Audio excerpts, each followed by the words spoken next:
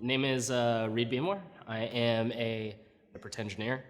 But more specifically, like what I dive into is wire street art. But what I physically do is I bend three-dimensional lines into art things. I do a lot of self-photoshopping, whether if it's like on tracing paper to kind of like work in scaling and like how things like fit in overall setting and composition. Um, but sometimes I just go at it, you know? I have like a bunch of wire rolls and sometimes I'll just look at an image on my phone or the TV and just go. And that's the hardest part about it is starting and possibly finishing a piece. When I go to work or like drive somewhere and I see like a naked traffic line across the way, I just want to think like, what can I do to really impose myself into this beautiful scenery that like I had to stop at a stoplight. Some materials, when you look at it, they have their own, they have their pros and they have their cons. Let's say it that way.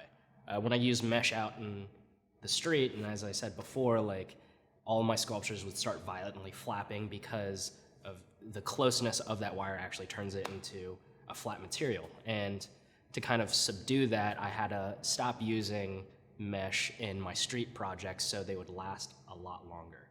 That's when I started doing more inside the gallery flat work instead of just giving my street art away all the time.